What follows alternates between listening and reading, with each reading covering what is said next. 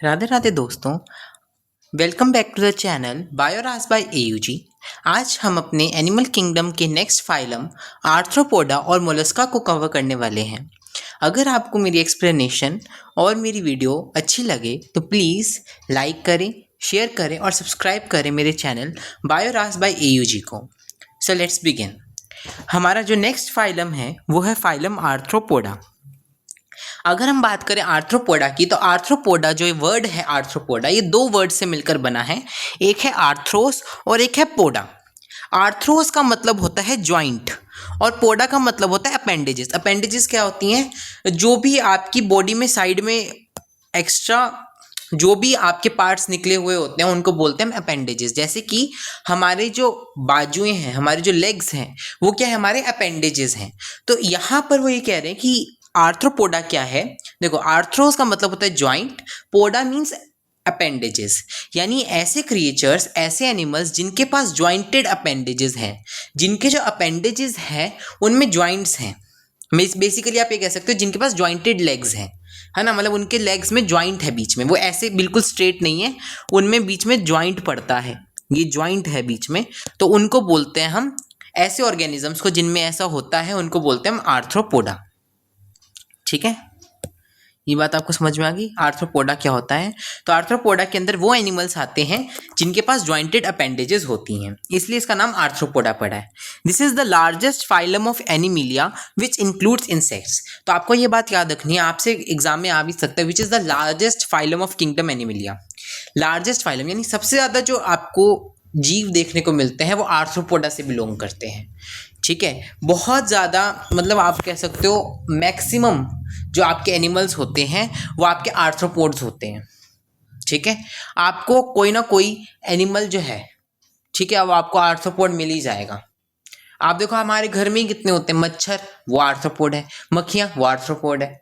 ठीक है, अगर उसके अलावा आपको कई बार हनी बी भी मिल जाती है तो वो आर्थ्रोपोड है, बटरफ्लाइज वो आर्थ्रोपोड है।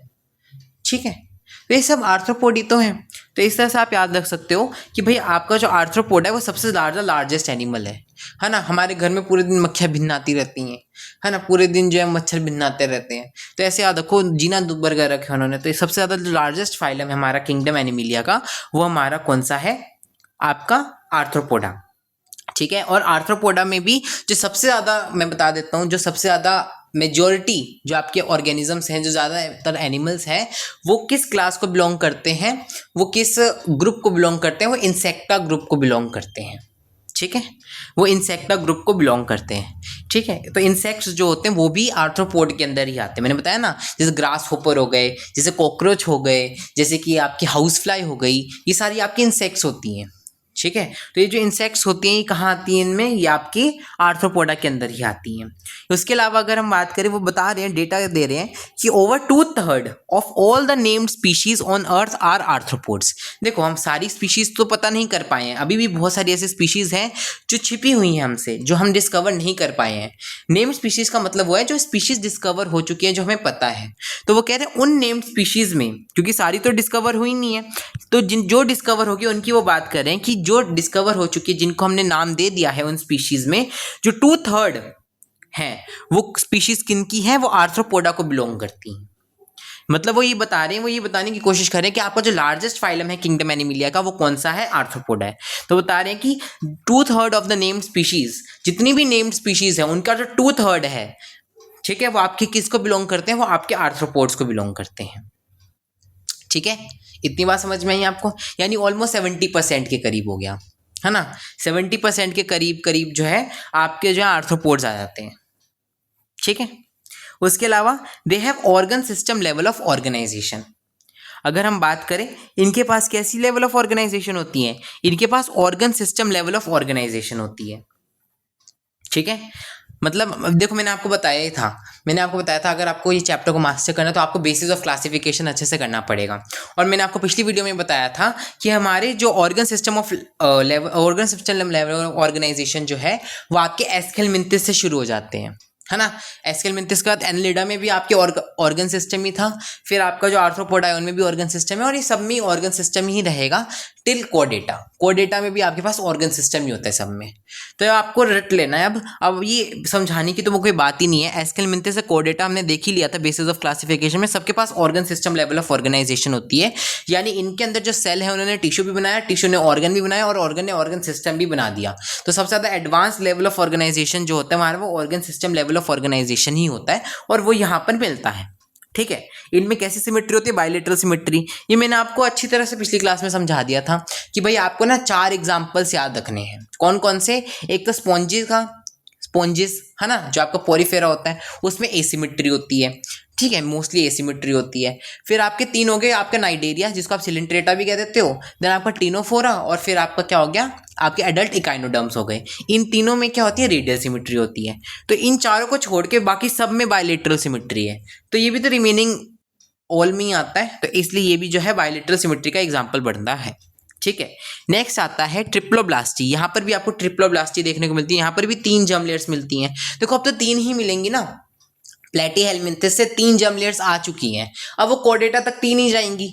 सबसे ज़्यादा एडवांस फीचर ही 3 जर्म लेयर्स का है, हमें भी 3 ही मिलती हैं। तो याद रखो, अब ट्रिप्लोब्लास्टी की रहेगा सब में, तो इसमें समझाने वाली कोई अलग से बात है नहीं। ठीक है, हाँ ये अलग बात है कि मेटामेरिक सेगमेंटेशन यहाँ पर आपको देखने को मिलती है, ट्रू सेगमेंटेशन यहाँ पर आपको देखने को मिलती है, मेटामेरिज्म यहाँ पर देखने को मिलता है। मैंने आपको बताया था कि जब बॉडी जो होती है वो सेक्शंस में या सेगमेंट्स में डिवाइडेड होती है तो उसको बोलते हैं हम सेगमेंटेशन, इसी को हम मेटामेरिज्म भी कहते हैं।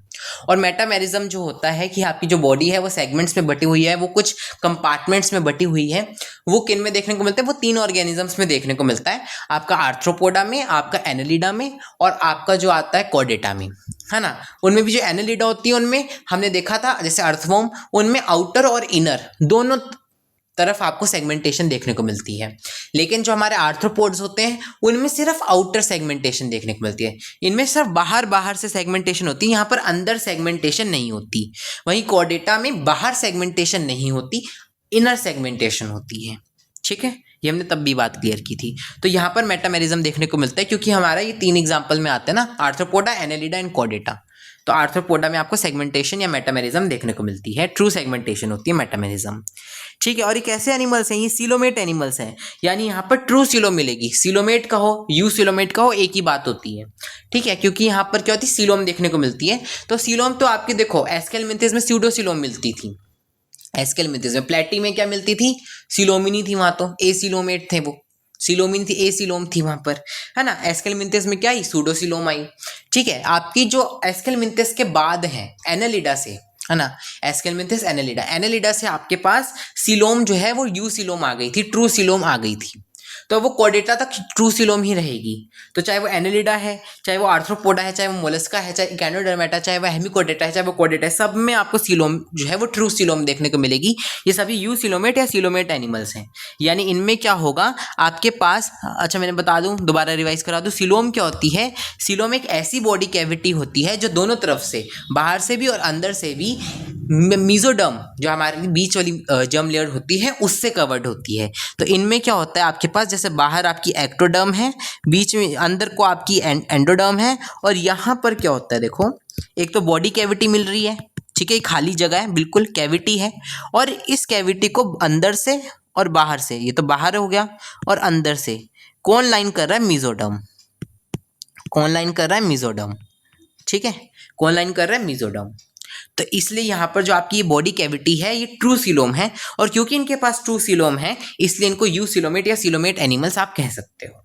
ठीक है, the body of arthropods is covered by chitinous exoskeleton. ठीक है, ये जो आपकी आर्थ्रोपोड्स होते हैं इनकी जो बॉडी होती है वो एक काइटिनस एक्सोस्केलेटन से कवर्ड होती है, जो कि इनको प्रोटेक्शन में हेल्प करती है। यानी इनका जो एक्सोस्केलेटन है वो किसका बना होता है? वो काइटिन का बना होता है। ये काइटिन जो है ना, ये आपको बहुत ज़्यादा सुनने को मिलने वाला है। ठीक है, ये आपको आगे जाके जो आपके हैं बहुत अलग अलग जगह पर आएगा। मैं बताता रहा हूँ आपको, फंजाई में भी हमने देखने को मिला था ये कि फंजाई की सेल वॉल में मिलता है। आगे जब हम कार्बोहाइड्रेट, लिपिड ये सब पढ़ेंगे तो वहाँ पर आपको तब भी काइटिन देखने को मिलेगा कार्बोहाइड्रेट्स में।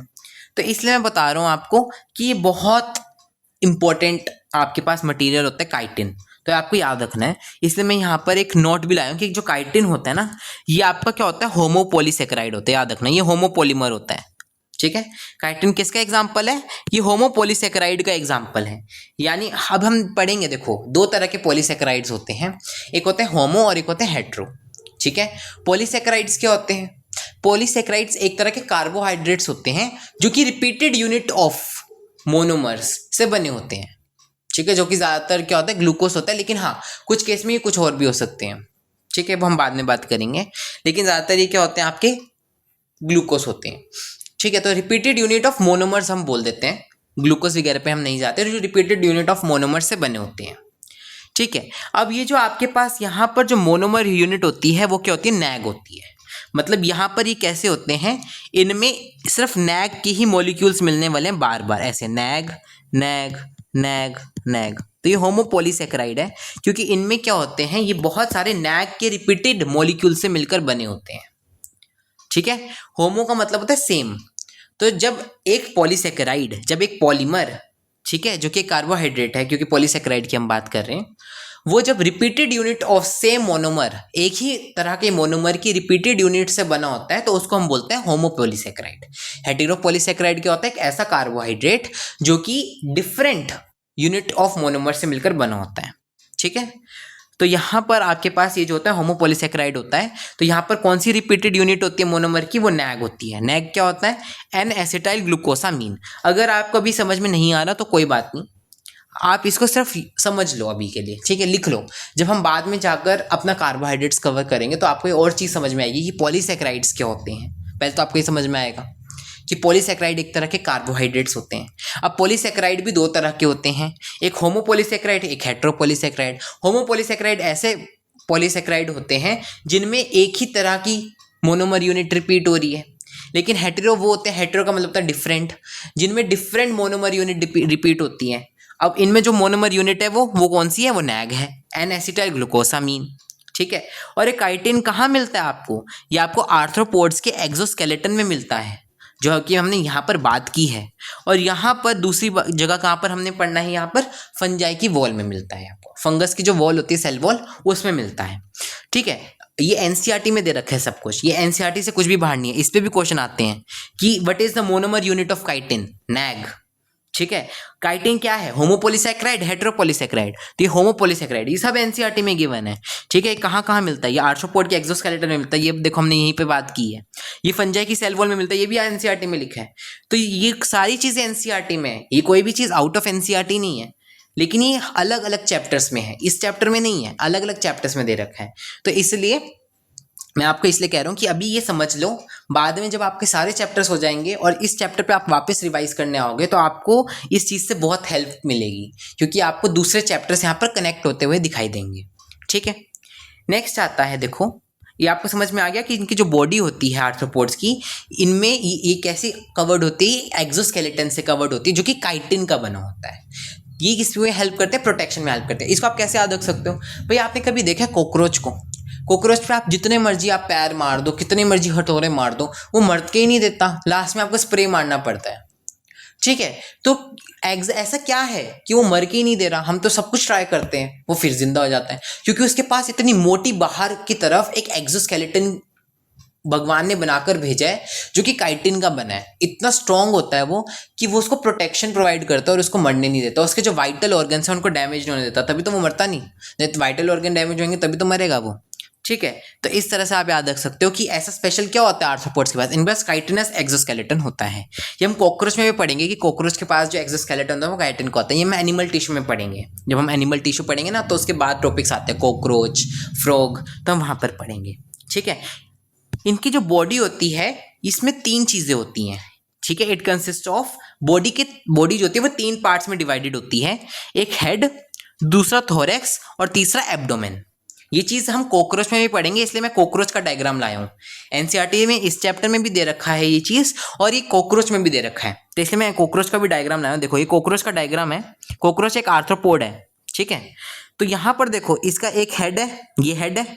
ठीक है, ये आपका एब्डोमेन है, इतना ये आपका जो है एब्डोमेन आता है, यहाँ तक थोड़ा नीचे ले जाता हूँ मैं, थोड़ा यहाँ तक, थोरैक्स, मैंने एब्डोमेन गलती से बोल दिया, थोरैक्स, ये थोरैक्स आता है और ये आपका एब्डोमेन आता है। तो एक हेड होता है, देन आपका थोरेक्स आता है, देन आपका एब्डोमेन आता है। तो 3 रीजन्स होते हैं, याद रखना। जितने भी आर्थ्रोपोड्स होते हैं उनकी बॉडी में 3 रीजन्स होते हैं। इनकी बॉडी 3 रीजन्स में बटी हुई होती है, एक हेड, दूसरा थोरेक्स और तीसरा एब्डोमेन। ठीक है। कॉकरोच में बल्कि हम ये भी पढ़ेंगे कि थोरेक्स जो होती है फर्दर 3 सेगमेंट्स में बटी होती है, प्रोथोरेक्स, मीजोथोरेक्स, मेटाथोरेक्स। और हर थोरेक्स से 2-2 लेग्स निकली हुई होती हैं। जैसे आप देखो दिख रहा होगा, प्रोथोरेक्स से जो लेग निकल रही है प्रोथोरेसिक लेग, ठीक है। मेटाथोरेक्स से जो निकल रही है वो आपकी मेटाथोरेसिक लेग, और जो मीजोथोरेक्स से निकल रही है वो आपकी मीजोथोरेसिक लेग। तो इस तरह से आपका जो इसमें एब्डोमेन होता है वो भी बटा होता है सेक्शंस में। तो ये सब चीज़ें हम कॉकरोच में भी पढ़ेंगे। तो ये आपका ब्रीफ हो गया एक तरह से। तो जितने भी आर्थ्रोपोड्स होती हैं उनकी बॉडी 3 रीजन्स में बटी हुई होती है। कौन कौन से? Head, thorax, abdomen. ह्यूमंस में भी ऐसी होता है, हमारे पास भी तो यही है, हेड है, थोरेक्स है, एब्डोमेन है, हमारे पास भी यही होता है। ठीक है। दे हैव जॉइंटेड अपेंडेजेस, ठीक है, इनके पास जॉइंटेड अपेंडेजेस होती है, इसलिए इनका नाम कैसा रखा गया? आर्थ्रोपोडा रखा गया, क्योंकि आर्थ्रो का मतलब होता है जॉइंट और पोडा का मतलब होता है अपेंडेजेस। आपको इसकी लेग्स दिख रही हैं? लेग्स देख रहे हो? ये कॉकरोच की लेग्स देखो ध्यान से, ध्यान से इसकी लेग्स देखो, देखो कैसी सी हैं। आपको दिख रही हैं जॉइंट्स? मैं सब रब करता हूँ, रुको। ये आपको जॉइंट्स दिख रहे हैं? जॉइंट्स, ये देखो जॉइंट्स है ना। एक ये जॉइंट हो गया, ठीक है, एक ये जॉइंट हो गया। ये आपको जॉइंट्स दिख रहे हैं इनकी अपेंडेजेस में, इनकी लेग्स में। इसीलिए इनको बोला जाता है कि भाई इनके पास जॉइंटेड अपेंडेजेस हैं, इसलिए इनका नाम आर्थ्रोपोडा रखा गया है। ठीक है, इतनी बात समझ में आई। अगर हम बात करें इनमें रेस्पिरेशन कैसा होता है, तो देखो इनके पास जो रेस्पिरेटरी ऑर्गन्स होते हैं वो क्या होते हैं? गिल्स भी होते हैं, बुक गिल्स भी होते हैं, बुक लंग्स भी होते हैं, और ट्रैकियल सिस्टम भी होता है। पहली बात तो मैं आपको ये बता दूं, अगर आपको लगता है कि आर्थ्रोपोडा के जो मेंबर्स होते हैं वो सारे टेरेस्ट्रियल होते हैं, नहीं, यहाँ पर एनसीईआरटी में नहीं दे रखा, पर आपको जो आर्थ्रोपोड्स होते हैं वो पानी में भी मिलते हैं, एक्वेटिक आर्थ्रोपोड्स भी होते हैं, अगर आपको पता हो तो। जैसे आपने देखे स्कॉर्पियो, स्कॉर्पियन है ना, बिच्छू। ठीक है, आपका क्रैब, क्रैब देखे? क्रैब ऐसा होता है, मैं पिक्चर लाया हूँ, एनसीईआरटी की लाया हूँ, देखो। अच्छा, एनसीईआरटी में दे नहीं रखा क्रैब का। क्रैब देखे? वो लाल रंग का होता है, इस तरह से, इस तरह से क्रैब होता है, जिसके ऐसे आगे को निकले होते हैं, अरे इस तरह से आगे को ऐसे निकले होते हैं। क्रैब देखे आपने? क्रैब इस तरह से कार्टून में दिखाते हैं ना, आंखें बड़ी बड़ी करके, वैसे से चल रहा होता है। क्रैब देखे? क्रैब भी आर्थ्रोपोडा में आता है। ये जो प्रॉन्स देखे, प्रॉन्स, ये भी आर्थ्रोपोडा में आते हैं। स्कॉर्पियन भी आर्थ्रोपोडा में आते हैं, तो ये भी आपके आर्थ्रोपोड्स हैं। ठीक है, तो इसलिए एक्वेटिक भी होते हैं आर्थ्रोपोड्स। तो ये सोचना मत कि अच्छा गिल्स मिल रहे हैं यहाँ पर, कैसे? क्योंकि आर्थ्रोपोड्स होते हैं आपके एक्वेटिक भी। ठीक है। ऑल्सो अब आप कैसे याद रखोगे? बुक, देखो इसको ना याद करने का बहुत अच्छा ट्रिक है। आप ना इसको इमेजिन करो, ऐसे इमेजिनेशन में जाओ थोड़ी सी। आप इसको ऐसे इमेजिन करो कि आपके पास एक बुक है, ठीक है, ऐसे बुक है, और उसके ऊपर ना तितलियाँ उड़ रही हैं, या फिर कोई भी आपको जो इमेजिन करना है कि हाँ इसके ऊपर ग्रास होपर उड़ रहे हैं, या फिर इसके ऊपर कोई इंसेक्ट उड़ रहा है, ठीक है, मधुमक्खी उड़ रही है, हनी बी उड़ रही है आपकी।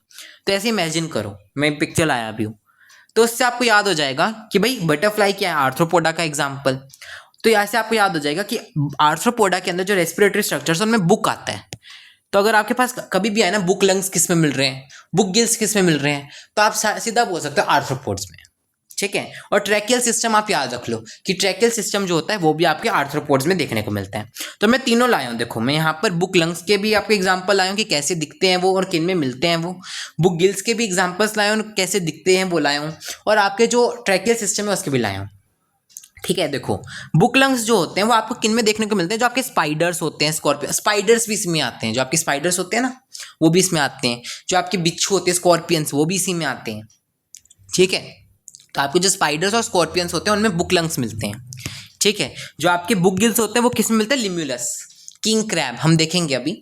ठीक है, इसको हॉर्सशू क्रैब भी बोलते हैं, उनमें आपको यहाँ पर बुक गिल्स देखने को मिलते हैं।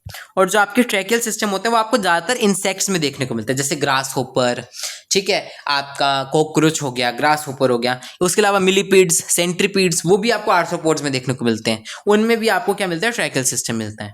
ठीक है, अभी कैसा होता है देखो, बुक लंग्स कैसे दिखते हैं कि ऐसे दिखते हैं। आपको ना ये नहीं देखना कि ये तो मैं सिर्फ वैसे समझाने के लिए आया हूँ कि अगर पिक्चर बनेगी दिमाग में तो आपको याद हो जाएगा, इसका आपको कोई मैकेनिज्म वगैरह याद नहीं रखना है, ये सिर्फ देखने के लिए और समझने के लिए कि हाँ ऐसा कुछ होता है। तो इनमें ना देखो आपको इस तरह से बुक जैसे दिख रहे होंगे, पन्ने पन्ने जैसे दिख रहे हैं, पेजेस जैसे, जैसे बुक के पन्ने होते हैं वैसे स्ट्रक्चर आपको दिख रहे हैं, इसलिए इनका नाम बुक रखा गया है। ये है तो लंग्स, लेकिन ये बुक की तरह है, जैसे बुक के पन्ने होते हैं और बुक इस तरह से पड़ी नहीं होती साइड से, बुक कैसे दिखती है, ऐसे तो दिखती है पेजेस के साथ, इसका ऊपर का कवर नीचे का कवर, तो पन्नों के साथ ऐसी तो दिखती है किताब। तो ये किताब के पन्ने नहीं लग रहे और ये पूरी एक किताब नहीं लग रही, तो इसलिए इनको हम बुक लंग्स बोलते हैं।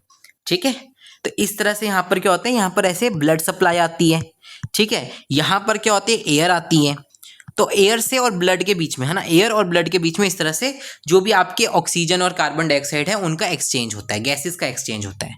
ये आपको नहीं याद रखना, आपको बस ऐसे विजुअल एक ना विजुअलाइजेशन बनाओ दिमाग में कि हाँ कुछ ऐसे दिखते हैं, ये पिक्चर दिमाग में बिठा लो कि हाँ इसलिए इनको बुक लंग्स बोलते हैं, क्योंकि इनमें ना पेजेस होते हैं, पेजेस जैसे स्ट्रक्चर होते हैं, तो ये पूरी ऐसे लगते हैं जैसे बुक है।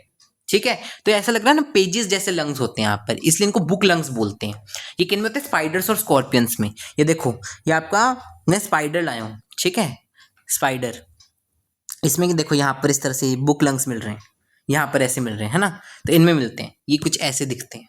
ठीक है, नेक्स्ट आते हैं बुक गिल्स। बुक गिल्स में मिलते हैं आपके होर्सशू क्रैब्स, जिनको हम लिमुलस भी बोलते हैं, उनमें मिलते हैं, जिनको आप किंग क्रैब भी बोलते हो। ये किंग क्रैब का डायग्राम है, देखो ये किंग क्रैब है, इसमें देखो ये आपके क्या मिल रहे हैं, बुक गिल्स मिल रहे हैं। ये भी बुक जैसे दिख रहे हैं, ये भी ऐसे ऐसा लग रहा है ना, बहुत सारे पन्ने पड़े हैं, ऐसे बहुत सारे पेजेस पड़े हैं बुक के।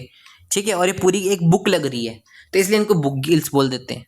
ठीक है, उसके अलावा देखो ट्रेकियल, ये आपको सब ऐसे याद रखने हैं। ट्रेकियल सिस्टम को थोड़ा आप समझ सकते हो, क्योंकि फिर आप इसको थोड़ा सा डिटेल में देखोगे भी, रेस्पिरेटरी सिस्टम में हम थोड़ा सा देख लेंगे, तो इसको आप थोड़ा सा डिटेल में समझ लो, इनको सब देख लो आप, बुक गिल्स और बुक लंग्स को तो सब देख के छोड़ दो। ये सब दिमाग में ऐसे बनाने के लिए कि हाँ आर्थ्रोपोड्स में मिलते हैं इस तरह के स्ट्रक्चर्स। ठीक है, ट्रेकियल सिस्टम आपको किन में मिलते हैं, ज़्यादातर इंसेक्ट्स में मिलते हैं। दूसरा आपको मिलीपीड्स और सेंट्रीपीड्स में देखने को मिलते हैं। इनमें क्या होता है देखो, जैसे आपके जो ग्रास होपर वगैरह होते हैं ना, ये आपके इंसेक्ट्स में आते हैं, या फिर कॉकरोच। इनमें क्या होता है, आपको बॉडी के ऊपर ना इनके इस तरह से होल्स जैसे, पोर्स जैसे स्ट्रक्चर दिखा देते हैं इस तरह से साइड में। जैसे अगर मेरे पास एक ग्रास होपर है तो इसके ऊपर ना आपको इस तरह से छोटे छोटे माइन्यूट पोर्स या होल्स दिखाई देते हैं, इनको बोलते हैं हम स्पाइरेकल्स। ठीक है, इनको बोलते हैं हम स्पाइरेकल्स, इनको क्या बोलते हैं हम, स्पाइरेकल। ठीक है, इस तरह के आपको स्पाइरेकल्स दिखाई देते हैं। ठीक है, अब होता क्या है, ट्रेकियल सिस्टम समझा रहा हूँ। ठीक है, इन स्पाइरेकल्स के अंदर क्या होती है, एक ट्यूब आती है इस तरह से, ये किस में खुलते हैं, एक ट्यूब लाइक स्ट्रक्चर में खुलते हैं, जिसको क्या बोलते हैं हम, ट्रेकिया, जिसको क्या बोलते हैं, ट्रेकिया। ये आपका स्पाइरेकल है। ठीक है, ये किस में खुलता है, एक ट्यूब लाइक स्ट्रक्चर में खुलता है, जिसको बोलते हैं ट्रेकिया। ये आपका स्पाइरेकल है। ये स्पाइरेकल कहाँ होता है, ये बॉडी के बाहर खुलते हैं होल। ठीक है, और ये जो होती है ट्रेकिया, ये आगे जो होती है छोटी छोटी ब्रांचेज में बटी हुई होती है। ठीक है, इस तरह से छोटी छोटी ब्रांचेज में बटी हुई होती है। ठीक है, इन छोटी छोटी ब्रांचेस को, जो बहुत पतली पतली ब्रांचेस होती है, इन छोटी छोटी पतली पतली ब्रांचेस को क्या बोलते हैं, ट्रेकियोल।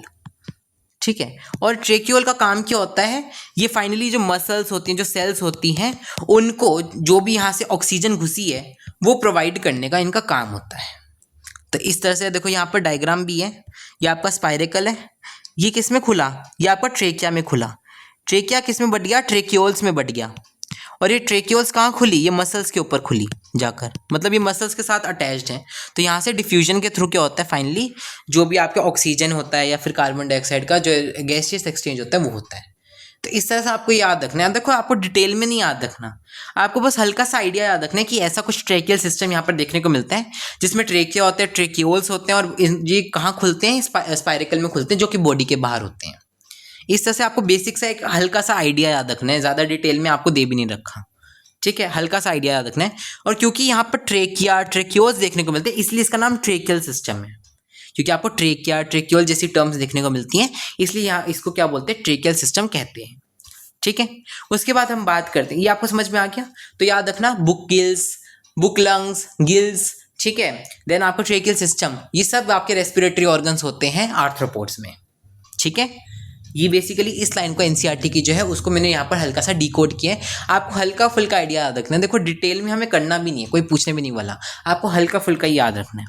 देन नेक्स्ट आता है सर्कुलेटरी सिस्टम।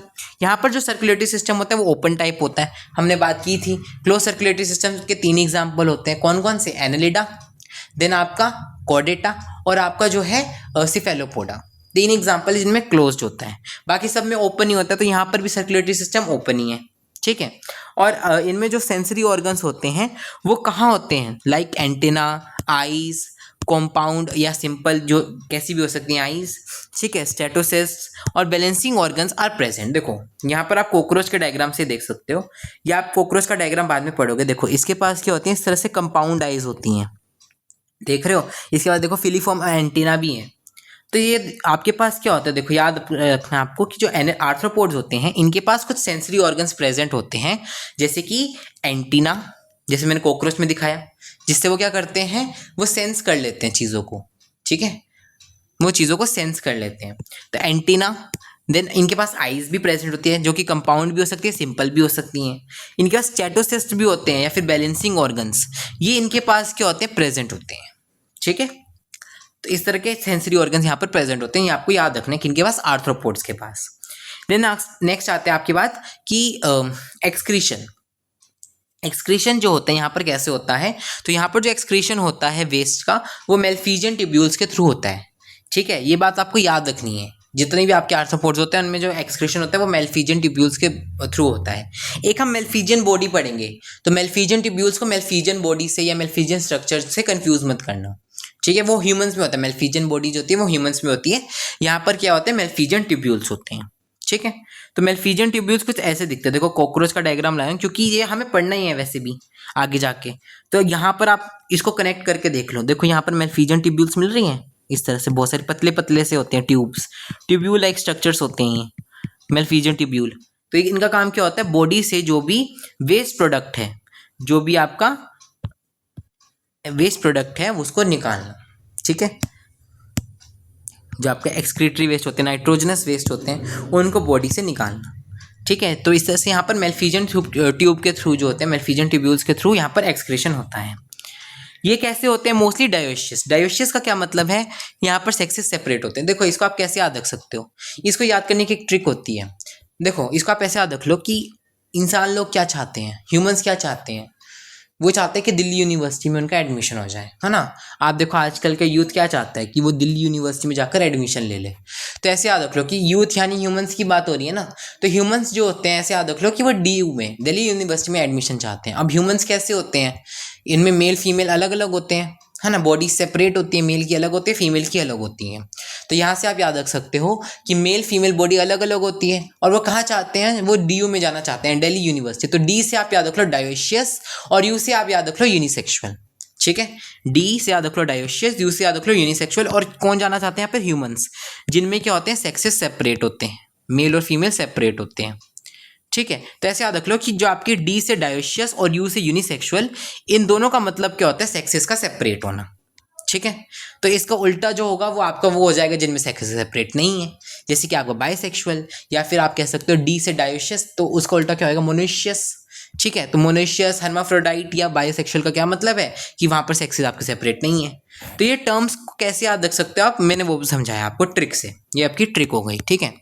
अब देखो यहाँ पर जो होते हैं सेक्सेस सेपरेट होते हैं, यहाँ पर डायोसिटी आपको देखने को मिलती है। आप इसको ऐसे याद रख सकते हो कि हम बाद में जाकर ना मेल कॉकरोच और फीमेल कॉकरोच के डायग्राम्स भी अलग अलग पढ़ेंगे। जब हम आगे जाके कॉकरोच पढ़ेंगे तो मेल उसके रिप्रोडक्टिव वगैरह जो ऑर्गन्स हैं वो अलग देखोगे, और फीमेल के अलग देखोगे, तो इसके डायग्राम्स भी हैं। तो याद रखना यहाँ पर डायोशी देखने को मिलती है, वो एस्केलमिंथेस से वैसे ही डायोशी ज़्यादातर आपको देखने को मिलेगी।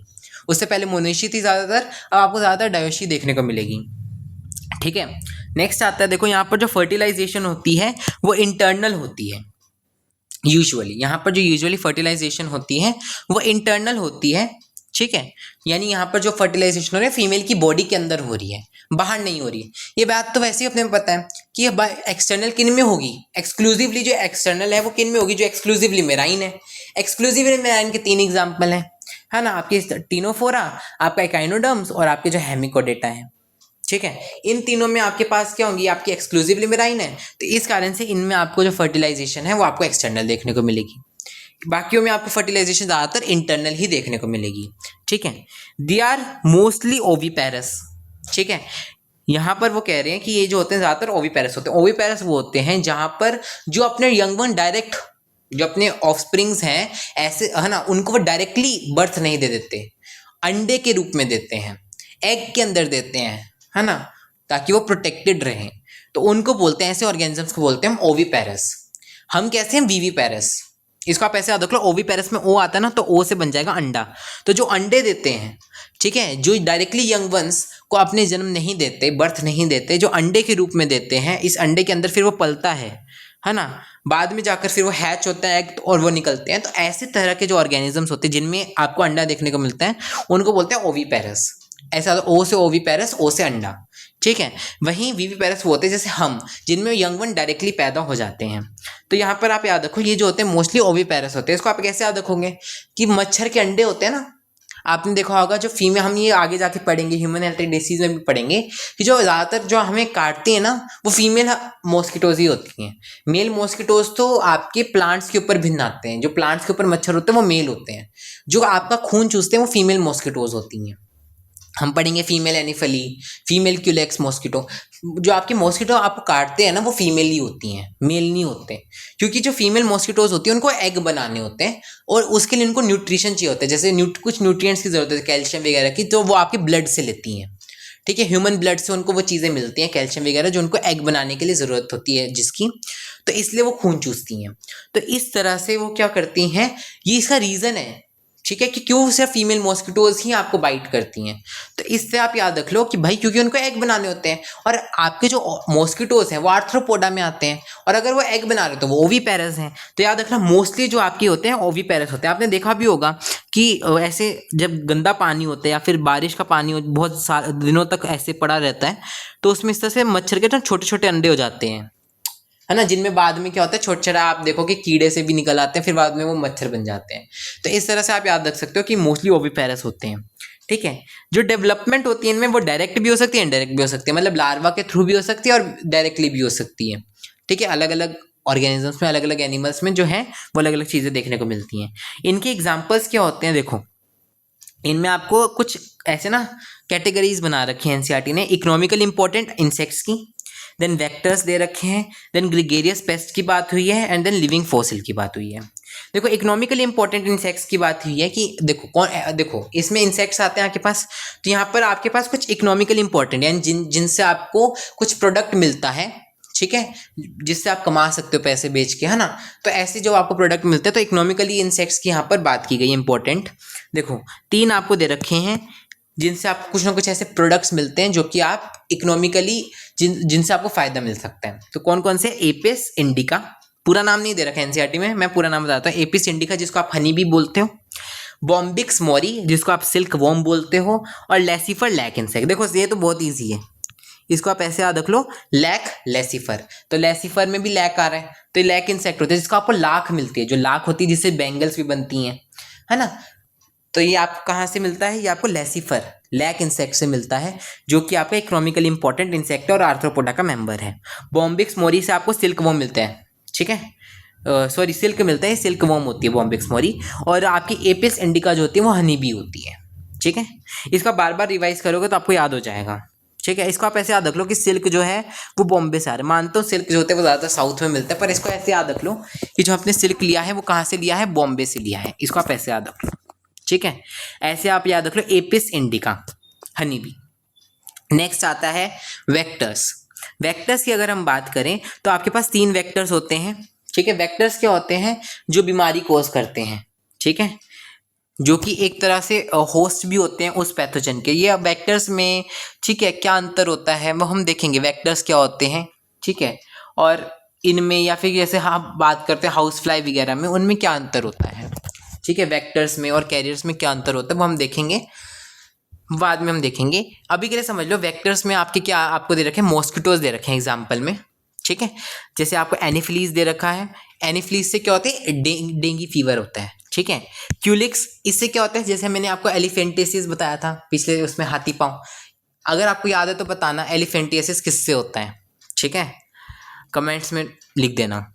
नेक्स्ट आता है एडीज, ठीक है, एक एडीज मॉस्किटो होता है, सॉरी मैंने एनीफ्लीज में आपको वो बोल दिया, सॉरी डेंगी। एनीफ्लीज से मलेरिया होता है, ठीक है, जो आपको मलेरिया होता है वो एनीफ्लीज से होता है, जो एडीज होते हैं इससे डेंगी होता है, मैंने गलती से उसमें बोल दिया, ठीक है। तो एनीफ्लीज से मलेरिया फैलता है, क्यूलेक्स से आपका एलिफेंटियासिस या हाथी पाँव जिसको आप बोलते हो, और आपका जिसको आप फिलेरियसिस भी बोलते हो, फिलेरियल वर्म से फैलता है। देखो मैंने हिंट भी दे दिया, फिलेरियल वर्म, उस फिलेरियल वर्म का नाम लिख देना। एडीज से क्या होता है, डेंगी फैलता है। तो ये वेक्टर्स होते हैं, तो इसमें आपको मॉस्किटोज दे रखे हैं एग्जाम्पल में, ठीक है। नेक्स्ट आता है ग्रिगेरियस पेस्ट।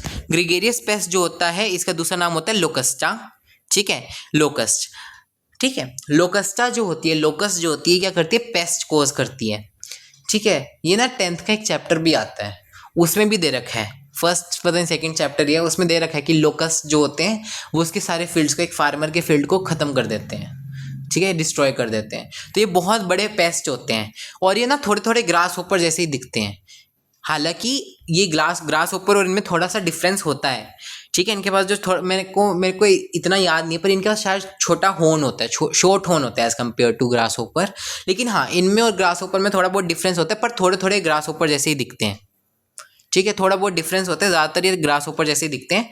तो लोकस्टा या लोकस जो होते हैं ग्रिगेरियस पेस्ट कोज करते हैं ये, ठीक है, ये पेस्ट होते हैं एक तरह के, ये क्या करते हैं, आपकी फसलों को खराब कर देते हैं, ये पेस्ट कोज करते हैं, होते भी पेस्ट ही हैं, ठीक है। तो ये आपको याद रखना है, ग्रिगेरियस पेस्ट, लोकस्टा, लोकस्ट, ठीक है। आपका लिविंग फॉसिल लिम्यूलस, ऐसे याद रखना, लिविंग LI से शुरू होता है, लिम्यूलस भी LI से शुरू होता है। तो याद रखना लिविंग फॉसिल जो होता है आपका लिम्यूलस होता है, ये किंग क्रैब होता है, ठीक है। लिम्यूलस का जो साइंटिफिक नेम है वो क्या है, किंग क्रैब, ठीक है, या फिर साइंटिफिक नेम तो नहीं कहेंगे इसको हम, जो कॉमन नेम है या फिर ऐसे इसका जो दूसरा नाम है वो है किंग क्रैब। होर्शू क्रैब भी कई जगह इसको बोल देते हैं, ठीक है। तो लिम्यूलस जो होते हैं इसको हम किंग क्रैब भी बोलते हैं, इसलिए बहुत पुराना होता है, मतलब ये बहुत पुराना जीव है, ये बहुत समय से जिंदा है इस धरती पर, इसलिए इसको लिविंग फॉसिल कहा जाता है, कि फॉसिल है, बहुत पुराने समय से चलता आ रहा है और लिविंग है, तो लिविंग फॉसिल याद रखना, लिम्यूलस है किंग क्रैब, LI से लिविंग, LI से लिम्यूलस, ठीक है। देन आपको एनसीईआरटी में ये 4 डायग्राम दे रखे हैं, एक तो आपको ग्रास ऊपर का दे रखा है, आपको दिख ही रहा है, एक बटरफ्लाई का दे रखा है। देखो ग्रास ऊपर को यहाँ पर लोकस्ट बोला गया है। देखो हम ना जनरली ग्रास ऊपर लोकस्ट को बहुत सिमिलर ही मानते हैं, हालांकि थोड़ा बहुत इनमें डिफरेंस होता है, मैं अगेन वही बात बोल रहा हूँ, आप सर्च करना आपको हल्का सा डिफरेंस मिलेगा, गूगल पे वो लिखेंगे हल्का सा डिफरेंस होता है, लेकिन हाँ एनसीईआरटी जो है वो लोकस्ट और ग्रास ऊपर को सेम ही बता रही है, ठीक है। नेक्स्ट आता है बटरफ्लाई, नेक्स्ट आपका ये बिच्छू है which is scorpion, and next आता है आपका प्रोन। हालांकि क्रैब भी आपका इसी में एग्जांपल होता है, पर एनसीईआरटी में नहीं दे रखा, यहाँ पर देखो दे भी रखा है किंग क्रैब, तो क्रैब की ही बात हो रही है वो लिम्यूलस की, ठीक है। नेक्स्ट आता है आपका मोलस्का, ठीक है, नेक्स्ट फाइलम आता है मोलस्का। मोलस्का जो होता है वो आपका सेकंड लार्जेस्ट एनिमल की फाइलम होता है, ठीक है। एनिमल किंगडम का जो सेकंड लार्जेस्ट फाइलम है वो आपका मोलस्का, याद रखना। फर्स्ट लार्जेस्ट कौन सा, आर्थ्रोपोडा, ऐसे याद रख लो कि सेकंड लार्जेस्ट फाइलम के लिए आपको दूर नहीं जाना, आर्थ्रोपोडा के बाद जो आता है वही आपका सेकंड लार्जेस्ट है, विच इज मोलस्का। तो आर्थ्रोपोडा फर्स्ट है, तो उसके बाद जो आता है वही आपका सेकंड है, ज़्यादा दूर जाने की जरूरत नहीं, विच इज मोलस्का। मोलस्का जो होते हैं ये टेरेस्ट्रियल भी होते हैं, एक्वेटिक भी होते हैं, ठीक है, मेराइन या फ्रेश वाटर दोनों होते हैं। तो याद रखना ये पानी में भी मिलते हैं और ये ज़मीन पर भी मिलते हैं, जैसे आपकी स्नेल हो गया, स्नेल जो होते हैं आपको लैंड पे मिलते हैं, लेकिन आपके एक्वेटिक भी होते हैं, जैसे आपका ऑक्टोपस वो आपका एक्वेटिक है और वो भी मेराइन मिलता है, फ्रेश वाटर में भी मिलते हैं, ठीक है। अच्छा सीप जो आपको मिलता है वो भी आपका एक्वेटिक हो गया, सीप मोती जिनमें होते हैं, है ना, तो वो आपका मोलस्का का एग्जाम्पल होता है, ठीक है। तो जिनमें भी आपके शेल होते हैं ना, इनकी एक होती है, देखो इनमें कुछ स्पीशीज ऐसे होते हैं, मोस्टली इनमें मतलब देखो इनमें कुछ ऑर्गेनिजम्स के पास शेल होता है और कुछ के पास शेल नहीं होता, ठीक है। तो याद रखना जो शेल वाले होते हैं ना वो आपके मोलस्क होते हैं, पर हाँ सारे शेल वाले मोलस्क नहीं होते, मतलब कुछ मोलस्क जो है वो बिना शेल वाले भी होते हैं, जैसे कि आपके ऑक्टोपस के पास शेल नहीं है पर वो स्टिल मोलस्क है, तो ऐसे आपको याद रखना है। नेक्स्ट आता है, देखो इनके पास क्या होता है, इनके पास भी organ system level of organisation होता है, मैंने बताया ना आप तो organ system level of organisation ही चलना है। ये भी बायोलेटरली सिमेट्रिकल होते हैं, ये भी ट्रिप्लोब्लास्टिक होते हैं, ये भी सिलोमेट होते हैं, तो कोऑर्डिनेटर तक दोनों लाइनें सेम ही रहने वाली हैं, ठीक है। हालांकि इनमें मेटामेरिक सेगमेंटेशन नहीं देखने को मिलती, वो हमने बात कर ली थी कि 3 ही एग्जाम्पल्स हैं मेटामेरिक सेगमेंटेशन के। नेक्स्ट देखो अब ना मैं यहाँ पर एक डायग्राम बना के लाया हूँ, ठीक है, ये मैंने खुद बनाया है और ये मैंने इसलिए बनाया ताकि एनसीईआरटी की जो लाइंस है वो आपको इजीली समझ में आए। एनसीईआरटी ये कहती है कि इनकी जो बॉडी होती है ना वो कवर्ड होती है by calcareous shell and is unsegmented with a distinct head, muscular foot and visceral hump. देखो हालांकि सबके पास शेल नहीं होता, कुछ बिना शेल वाले भी होते हैं, जैसे ऑक्टोपस जो है वो सबसे अच्छा एग्जाम्पल है इसका कि मोलस्क भी है लेकिन उसके पास शेल नहीं होता। तो वो कह रहे हैं कि इनके पास क्या होते हैं, मोस्ट ऑफ द ऑर्गेनिजम्स के पास शेल होते हैं विच इज कैलकेरियस, कैल्शियम का बना होता है, कैलकेरियस शेल होता है जो यहाँ पर आपको देखने को मिलता है। देखो मैं यहाँ पर डायग्राम लाया हूँ, इनके पास क्या होता है, ये मैं स्नेल का डायग्राम लाया हूँ, इसके पास क्या इस तरह से देखो एक विसीरियल हम्प है, ठीक है, इसके पास क्या है, हालांकि ये देखो ये जनरल डायग्राम है, इसको स्नेल तो मत ही कहो आप, ये जनरल एक मोलस्का का डायग्राम है, ठीक है, मैं इसको जनरल मोलस्का का डायग्राम समझ के ही लाया हूँ।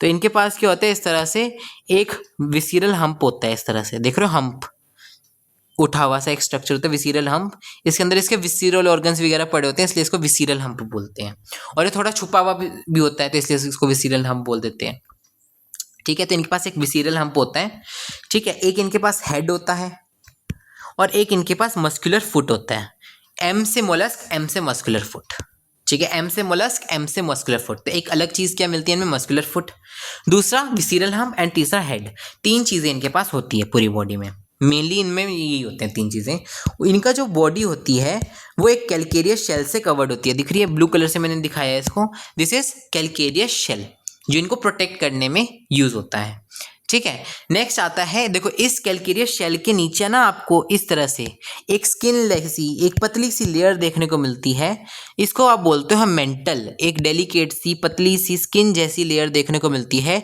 इसको बोलते हो मेंटल। तो एम से मोलस्क एम से मेंटल, तो मेंटल जो होती है एक लेयर होती है, ये भी इन्हीं का एक स्पेशल फीचर होता है, ठीक है। तो मेंटल नाम के देखो यहाँ पर लिखा भी है चलो यहाँ पर मेंटल को बता नहीं रखा पर मैं आपको बता देता हूँ, मेंटल क्या होती है, एक पतली सी डेलिकेट सी स्किन लाइक लेयर होती है जो इनकी यहाँ पर मिलती है, और ये मेंटल ही बल्कि इसको सिक्रीट करता है, शेल को, जो शेल को बनाता है जो सिक्रीट करता है वो मेंटल ही होते हैं, तो मेंटल जो लेयर है वही इस शेल को सिक्रीट भी करती है, ठीक है। तो इस तरह से एक लेयर मिलती है मेंटल। अब इस विसीरल हम्प और इस मेंटल लेयर के बीच में एक कैविटी होती है, खाली जगह सी होती है, कैविटी सी होती है, इसको बोलते हैं मेंटल कैविटी, ठीक है, क्योंकि मेंटल और विसीरल हम्प के बीच में तो इसलिए इसको बोलते हैं मेंटल कैविटी। और इस मेंटल कैविटी का क्या फायदा उठाता है ये देखो, अब होता क्या है, इसमें क्या होता है, यहाँ से ऐसे पानी जाता है और यहाँ से ऐसे निकलता रहता है, यहाँ से पानी घुसा और यहाँ से निकल गया, तो इसका क्या फायदा उठाता है ये, इस मेंटल कैविटी का और इस प्रोसीजर का कि पानी का यहाँ से निकलना और यहाँ से घुसना, इसका ये क्या फ़ायदा उठाता है कि ये क्या करता है अपना ना यहाँ पर अपना रेस्पिरेटरी स्ट्रक्चर लगा कर रखता है, एक एक्सक्रीटरी स्ट्रक्चर लगा के रखता है जो कि फैदर जैसा होता है, इस तरह से फैदर जैसा, जैसे फैदर नहीं होता, फैदर देखा आपने, फैदर जैसा सा स्ट्रक्चर होता है बिल्कुल इस तरह का, देखो फैदर जैसा सा स्ट्रक्चर होता है, ठीक है। इसको बोलते हैं टिनिडिया, इसको क्या बोलते हैं, टिनिडिया, इसको बोलते हैं फैदर गिल, फैदर जैसा सा एक स्ट्रक्चर होता है, इसको बोलते हैं फैदर गिल या टिनिडिया। इसके थ्रू ये क्या करता है, रेस्पिरेशन करता है और एक्सक्रीशन करता है। तो जैसे यहाँ पर पानी घुसा तो ये क्या करेगा, इसमें सारा का सारा CO2 डाल देगा और यहाँ पर क्या करेगा, इससे O2 ले लेगा और फिर ये पानी जो CO2 जिसमें भरा हुआ है यहाँ से निकल जाएगा, तो इस तरह से रेस्पिरेशन में भी हेल्प कर देगा। दूसरी तरह इसको एक्सक्रीशन में भी हेल्प करता है, जैसे पानी घुसा, इस पानी में क्या करेगा, सारा का सारा एक्सक्रीटरी वेस्ट, नाइट्रोजनस वेस्ट सारा का सारा इसमें डाल देगा और ये जो वेस्टफुल पानी है, जो गंदा पानी है, यहाँ से बाहर निकल जाएगा। तो याद रखना, ये जो आपका टिनिडिया या फैदर गिल होता है, जो फैदर लाइक गिल होता है, ये क्या करता है, इसके दो काम होते हैं, एक तो ये रेस्पिरेशन में हेल्प करता है और दूसरा ये एक्सक्रीशन में हेल्प करता है। तो रेस्पिरेटरी एंड एक्सक्रीटरी फंक्शन दोनों होते हैं। ये क्या करता है, गैशियस एक्सचेंज भी कर लेता है जो पानी घुसता है उसके साथ, और एक्सक्रीटरी एक्सचेंज भी कर देता है, एक्सक्रीटरी वेस्ट भी उसमें सारा डाल देता है जो पानी इसमें घुस रहा है। तो इस तरह से आपको याद रखना है कि यहाँ पर इसके पास रेस्पिरेटरी और एक्सक्रीटरी फंक्शन दोनों होते हैं, किसके पास, टिनिडिया के पास, जो कि एक फैदर लाइक गिल होता है और ये किस में प्रेजेंट होता है, ये मेंटल कैविटी में प्रेजेंट होता है, ठीक है, जो कि एक स्पेस होती है बिटवीन हम्प एंड मेंटल। तो इस तरह से एनसीईआरटी बता रही है कि मेंटल कैविटी क्या होती है और इसमें क्या पड़े होते हैं, फैदर लाइक गिल पड़े होते हैं जिनको टिनिडिया कहते हैं, जिनके दो काम होते हैं, एक तो गैशियस एक्सचेंज करना जो पानी घुस रहा है उसके साथ, और इसमें एक्सक्रीटरी वेस्ट डाल देना। तो रेस्पिरेटरी एंड एक्सक्रीटरी फंक्शन दोनों होते हैं इसके पास यहाँ पर। नेक्स्ट जो आपके पास मोलस्क होते हैं, इनके पास क्या होता है, इस तरह से आपके पास डाइजेस्टिव सिस्टम भी मिलेगा, है ना। इस तरह से कंप्लीट डाइजेस्टिव सिस्टम मिलेगा जिसमें माउथ भी होगा इनके पास और इस तरह से एनएस भी होगा इनके पास, दो ओपनिंग होंगी। अब वो ये कह रहे हैं कि यहाँ पर क्या होगा, इस तरह से एलिमेंट्री कैनाल मिलेगी कंप्लीट, इसको क्या बोलते हैं, tube with in tube plan, है ना, बॉडी प्लान। अब इसमें क्या होता है, जो बक्कल कैविटी होती है ना, इसके बारे में कुछ खास बात दे रखी है एनसीईआरटी में। वो कह रहे हैं यहाँ पर क्या होती है, इसकी जो बक्कल कैविटी होती है उसमें फाइल लाइक रेस्पिंग ऑर्गन मिलता है जिसको फीडिंग में हेल्प करता है। अब फाइल लाइक रेस्पिंग ऑर्गन का क्या मतलब होता है, देखो फाइल का मतलब आपको पता है क्या होता है, जिससे आप नाखून आप फाइल करते हो, है ना, नाखून को आप घिसते हो ना काटने के बाद, तो उसको बोलते हैं नाखून को फाइल करना। तो वैसा जो नाखून घिसने वाला स्ट्रक्चर होता है उसको बोलते हैं फाइल, फाइलर बोल देते हैं, फाइल बोल देते हैं। तो वैसा ही एक structure, file like structure, respiring structure, respiring organ यहाँ पर इसके बक्कल कैविटी में मिलता है, वैसा सही स्ट्रक्चर जो इसको फीडिंग में हेल्प करता है। जैसे मान लो किसी चट्टान के ऊपर इसका खाना लगा हुआ है, खाना चिपका हुआ है किसी चट्टान के ऊपर, तो ये क्या करेगा, पहले अपने उस फाइल लाइक रेस्पिंग ऑर्गन से क्या करेगा, उस खाने को वहां से उस रॉक से निकाल देगा घिस घिस के, ठीक है, और फिर उसको ले लेगा, उस खाने को खा लेगा। तो इस तरह से ये फाइल लाइक रेस्पिंग ऑर्गन इसको फीडिंग में हेल्प करता है, खाना खाने में हेल्प करता है। और इसको क्या बोलते हैं, इसका नाम क्या है फाइल लाइक रेस्पिंग ऑर्गन का, जो इसको फीडिंग में हेल्प करता है, रेड्यूला। ये कुछ ऐसा सा दिखने में होगा, आइडिया दे रहा हूँ मैं एक, ठीक है, इस तरह से होगा, देखो इस तरह का। तो इसके बक्कल कैविटी में मिलेगा, यहाँ पर आपको ये बात याद रखनी है। तो रेड्यूला नाम का एक फाइल लाइक रेस्पिंग ऑर्गन मिलता है जिसको फीडिंग में हेल्प करता है, और ये कहाँ मिलता है, इसके माउथ में, हालांकि मोर प्रिसाइज होगा कहना कि इसके बक्कल कैविटी में मिलता है, ठीक है। नेक्स्ट याद रखना, इनके पास क्या होते हैं, इस तरह से ना टेंटिकल्स भी होते हैं, सेंसरी टेंटिकल्स भी होते हैं, याद रखना, ठीक है। इनके पास क्या होते हैं, इस तरह से सेंसिटिव टेंटिकल्स भी होते हैं।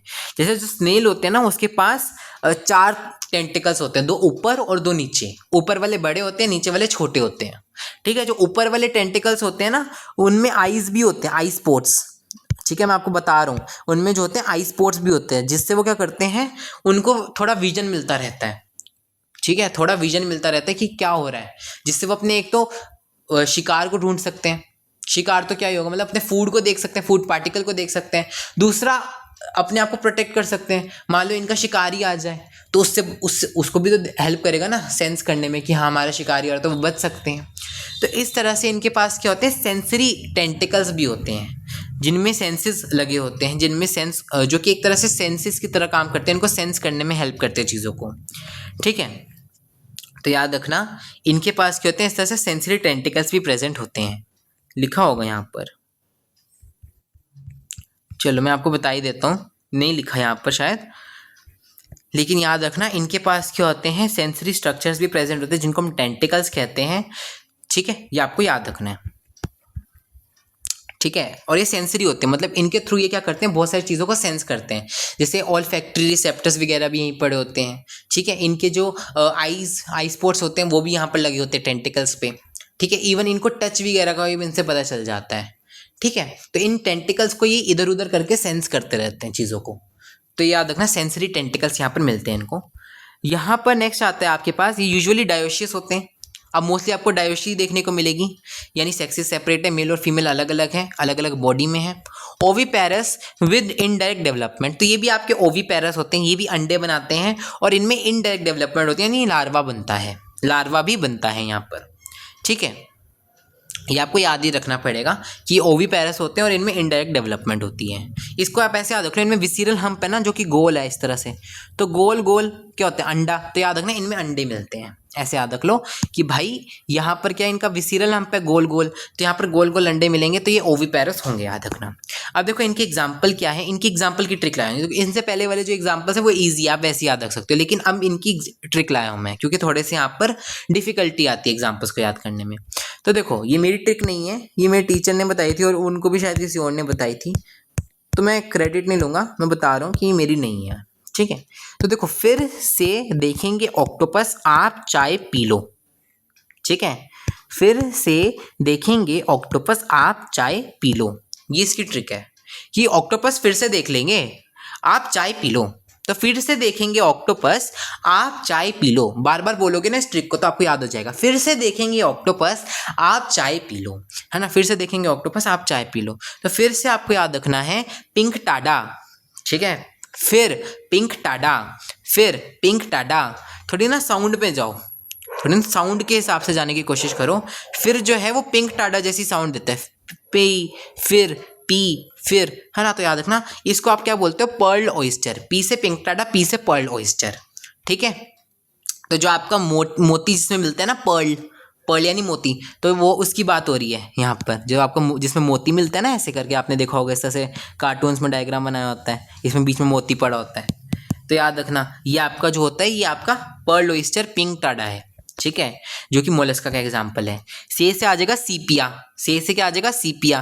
तो इसको क्या बोलते हैं, कटल फिश, ठीक है। से आ जाएगा सीपिया, इसको बोलते हैं कटल फिश। देखेंगे दे से आ जाएगा डेंटेलियम, टस्क शेल मोलस्क। इसको ऐसे याद रख लो, डेंटेलियम। डेंटल का मतलब क्या होता है, टीथ, ठीक है, टीथ। और यहाँ पर भी क्या है, टस्क, टस्क का मतलब भी टीथ होता है, एलिफेंट के जैसा टस्क होते हैं ना। तो याद रखना टस्क शेल मोलस्क, इसको बोलते हैं डेंटेलियम। इसका स्ट्रक्चर भी टीथ जैसा ही होता है, ठीक है। आप उस स्ट्रक्चर की बात नहीं करनी, आप बस रट लो एग्जांपल्स। देखेंगे से याद रख लो dentalium, tusk shell mollusc. Dental यानी टीथ, टस्क का मतलब भी टीथ होता है, तो टस्क शेल मोलस्क, ठीक है। यानी जिनमें जो शेल है वो टस्क जैसा है, मोलस्क, ठीक है। ऑक्टोपस, ऑक्टोपस जो होता है ये आपको वैसे याद रखना है, एक तो इसका एग्जांपल है, इसका आपको दूसरा नाम भी याद रखना है, डेविल फिश। इसका आप ऐसे याद रख लो कि ऑक्टोपस क्या करता है, काला काला सा फ्लूइड गिर देता है ना। आपने देखा होगा कार्टून वगैरह में कि कोई एनिमी उसको लगा कि कोई उसका दुश्मन आ रहा है, तो बस काला कलर का एक फ्लूइड छोड़ देता है पानी में। तो ऐसे याद रख लो, काले कलर का फ्लूइड छोड़ रहा है ना, जैसे डेविल नाम रख दिया उसका, डेविल है तो ऐसे याद रख लो, डेविल फिश इसको दूसरा नाम बोलते हैं। और इसको ना आप ऐसे भी याद रख सकते हो ट्रिक को, कि हाँ ये मोलस्क की ट्रिक है, क्योंकि इसमें ऑक्टोपस आ रहा है, तो उससे भी आपको याद आएगा कि हाँ ये मोलस्का की ट्रिक है।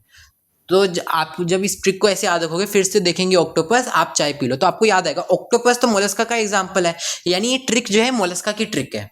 तो आपको ये भी याद हो जाएगा कि हाँ ये जो ट्रिक है ना मोलस्का की, क्योंकि कई बार ट्रिक याद आ जाती है पर वो किस फाइलम की है वो याद नहीं रहती। तो ऑक्टोपस से आपको याद आ जाएगा कि हाँ ऑक्टोपस मोलस्का का एग्जाम्पल है, तो ये ट्रिक भी मोलस्का की ही है। आपसे आ जाएगा एप्लाइसिया, आपसे क्या आ जाएगा, एप्लाइसिया।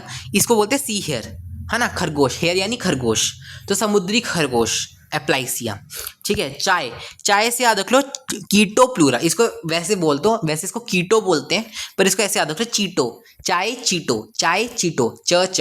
तो ऐसे याद रख लो, चाय से आ जाएगा कीटो प्लूरा, ठीक है। अब देखो CH से कीटो प्लूरा, CH से काइटोन, ठीक है। थोड़े बहुत आप इस तरह से ट्रिक से याद रख सकते हो, CH से कीटो प्लूरा, CH से काइटोन, ठीक है। तो कीटो प्लूरा काइटोन, CH से कीटो प्लूरा, CH से काइटोन। या फिर साउंड से भी, कीटो प्लूरा की से साउंड से स्टार्ट होता है, और काइटोन भी क की साउंड के स्टार्ट हो रहा है, कीटोन, ठीक है, या काइटोन। तो इस तरह से आप याद रख सकते हो, कीटो प्लूरा काइटोन।